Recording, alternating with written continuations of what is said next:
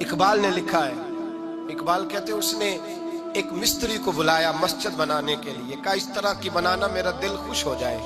معمار نے، مستری نے مسجد بنائی، بادشاہ سلامت کو پسند نہ آئی تو بادشاہ سلامت نے اس مستری کا ہاتھ غصے سے کاٹ ڈالا، پوچھ کوئی نہیں نہ سکتا۔ وہ سیدھا قاضی کی عدالت میں کٹا ہوا ہاتھ لے کے گیا اور قاضی کے دروازے پہ جا کے کہنے لگا میں پوچھ سکتا ہوں آپ کس کا کلمہ پڑھتے ہیں؟ پوچھ سکتا ہوں؟ تو قاضی کہتے ہیں میری کرسی بھی کانپنے لگی اور جس کمرے میں بیٹھا تھا وہ کمرہ بھی کانپنے لگا۔ میں نے کہا سوالی تو بات کر، کہانی پہلے بتاؤ کلمہ کس کا پڑھتے ہو؟ تو قاضی کہتا ہے میری آنکھیں برس پڑی۔ میں نے کہا میں اس کے کلمہ پڑھتا ہوں جو دنیا میں بھی میرا وارث ہے، قیامت میں بھی وہی میرا والی بنے گا۔ جو دنیا اور آخرت میں میرا والی ہے، میں مصطفیٰ کا کلمہ پڑھتا ہوں۔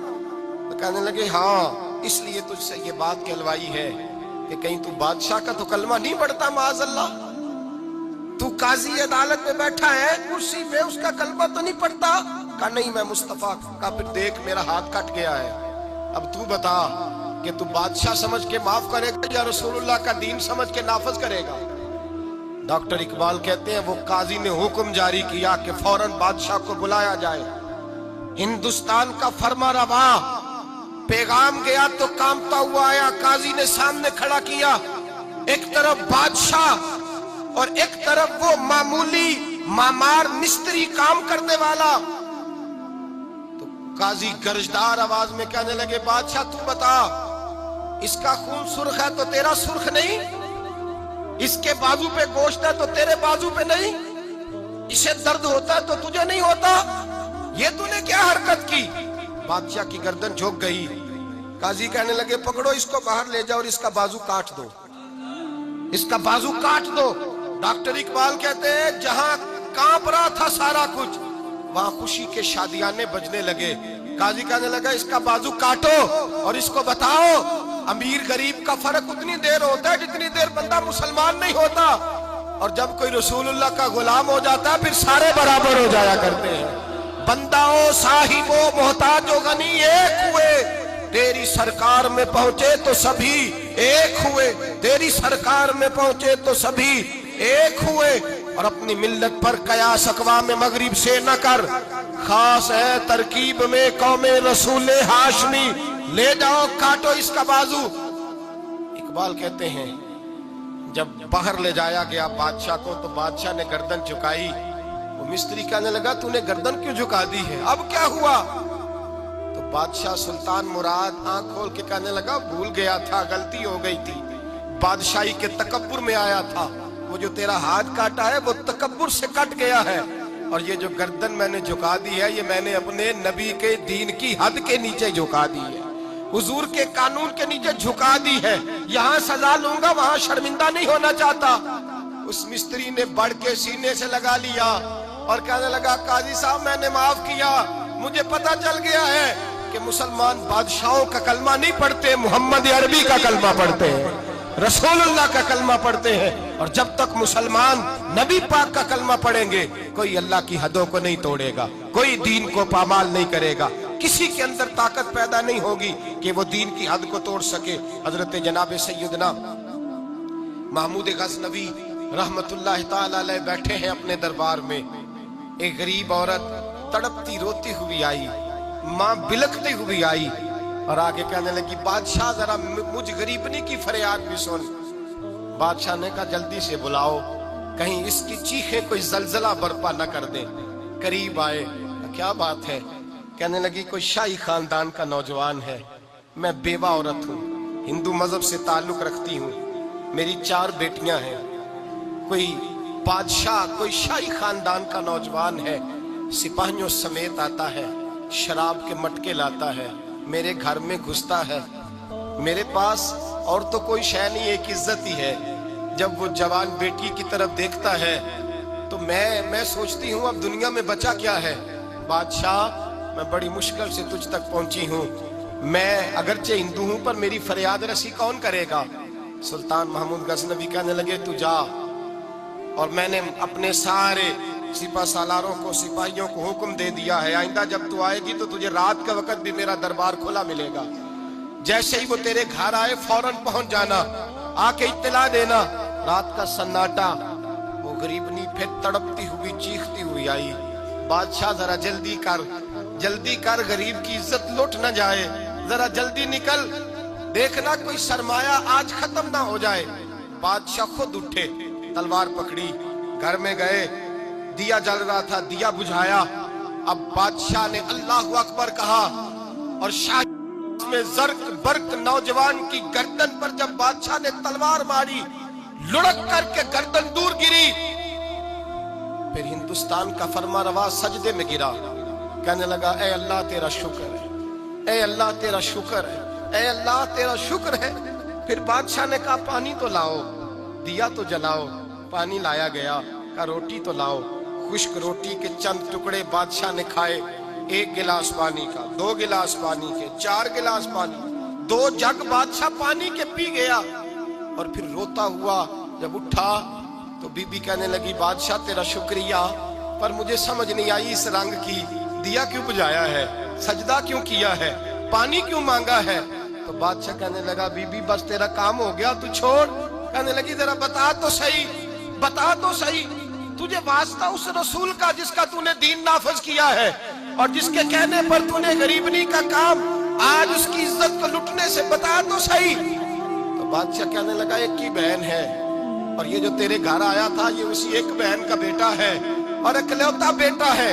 तहकीक की तो पता चला मेरा अपना भांजा ये जुल्म कर रहा है। मैंने कसम खाई थी कि जब तक तुझे इंसाफ नहीं मिलेगा ना रोटी खाऊंगा ना पानी पीऊंगा। आज 3 दिन से हल्क खुश्क है, इसलिए कि मुस्तफा का दीन नाफिज करना है, इसलिए कि हुदूदुल्लाह को कायम करना है। फरमाया आज जब मैंने दिया गुल किया, आज चराग बुझाया तो इसलिए कि जब भांजे को मारूं तो कहीं बहन की सूरत सामने ना आ जाए। ये इंसाफ है, ये बेइंसाफ होता है। ये वो इंसाफ है जो नहीं देखता कि सामने क्या है, इसकी आवाज नहीं होती, धड़कन नहीं होती, ये तलवार चलती है तो लिहाज नहीं करती, इसलिए दिया बुझाया था। और सजदा शुक्र इसलिए अदा किया है कि अल्लाह तेरा शुक्र है मैंने तेरे रसूल का दीन नाफिज कर दिया है।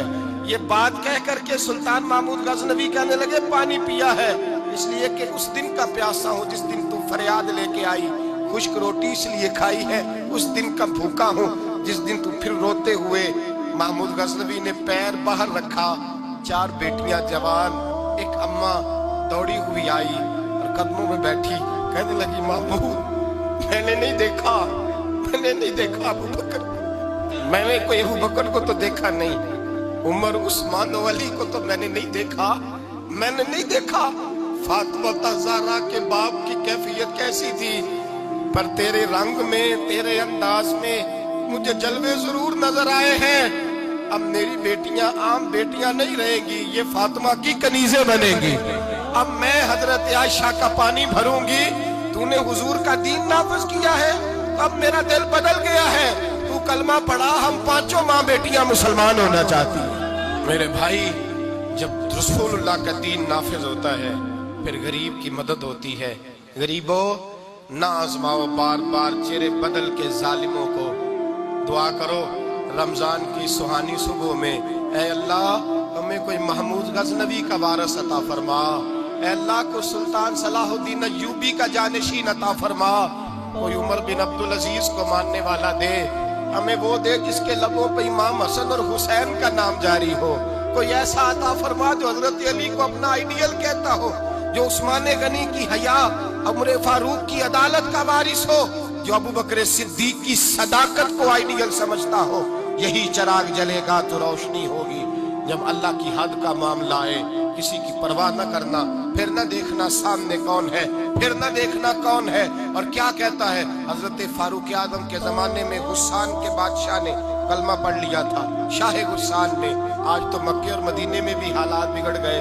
अब तो पैकेज होते हैं हज का, एक वीवीआईपी, एक वीआईपी, एक आम, एक इकानमी। अब तो वहां भी पैकेज हैं, अब तो वहां भी अमीर आए तो उनके लिए अलग रास्ते हैं अरफात और मिना जाने के लिए। हजरत उमर का जमाना था, गुस्सान के बादशाह ने कलमा पढ़ा, लंबा जुब्बा पहन के तवाफ काबा कर रहा था, एक गरीब का पैर जुब्बे पे आ गया, गरीब का, मजबूर का, गुलाम का। बादशाह ने पलट के थप्पड़ जो मारा तो मजमे में खाना काबा के साए में गरीब रोने लगा और हजरत उमर के पास गया, कहने लगा मैं रुसवा हो गया और सरे तवाफ रुसवा हो गया। ऐ उमर, अल्लाह के घर आके भी मेरी रुसवाई हुई। हजरत उमर ने गस्सान के बादशाह को बुला के कहा कि इसे बदला दे, इसे राजी कर या बदला दे। कहने लगा उमर, अब मैं इसे बदला दूं? आपने फरमाया ये मेरे नबी पाक का दीन है, ये हुजूर का दीन है, ये नाफिज होगा, ये अमीर गरीब के लिए अलहदा अलहदा नहीं, इसे बदला दे, ये तुझे थप्पड़ मारेगा, तुझे खाना पड़ेगा। उसने कहा अगर मैं ऐसा ना करूं तो आप फरमाने लगे फिर मैं उमर हूं, फिर मैं उमर हूं, फिर मैं तुझसे करवाऊंगा, तुझे करना पड़ेगा, तुझे ये करना पड़ेगा, मैं करवाऊंगा। हजरत सैयदना उमर फारूक ने कहा एक रात का वक्त है तेरे पास, या इसे राजी कर ले या सवेरे उसी तरह तवाफ होगा, उसी तरह मजमा होगा और तवाफ की उस जगह जहां तूने थप्पड़ मारा था ये तुझे थप्पड़ मारेगा और सारा जमाना देखेगा कि रसूलुल्लाह का दीन कैसे नाफिज होता है। तुझे थप्पड़ खाना पड़ेगा, मार खानी पड़ेगी। अल्लाहु अकबर। जब सैयदना फारूक आजम ने उसे ये कहा, एक रात सोचने का वक्त लिया उसने, रातों रात सामान उठा करके वापस भाग गया, ईसाई हो गया। एक आदमी ने कहा उमर इतना बड़ा बादशाह था, उसके पीछे कितने लोग मुसलमान होते, माले खजाना में कितना नफा आता, ये होता वो होता। हजरत उमर कहने लगे चुप कर जाओ, ना माल चाहिए, ना ज्यादा तादाद चाहिए, ना बादशाह चाहिए, हमें तो अपने मुस्तफा का दीन चाहिए, हमें तो रसूलुल्लाह का दीन चाहिए, इससे ज्यादा हमें किसी चीज की हाजत नहीं। भाई यही चिराग जलेगा तो रोशनी होगी। रसूलुल्लाह के दीन की हद के मामले में किसी की परवाह न करें।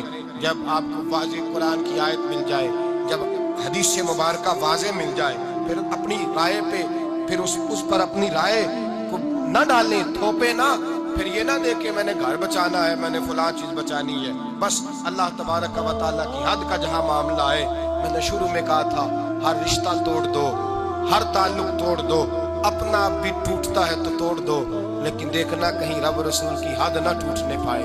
ये हद कभी नहीं टूटनी चाहिए।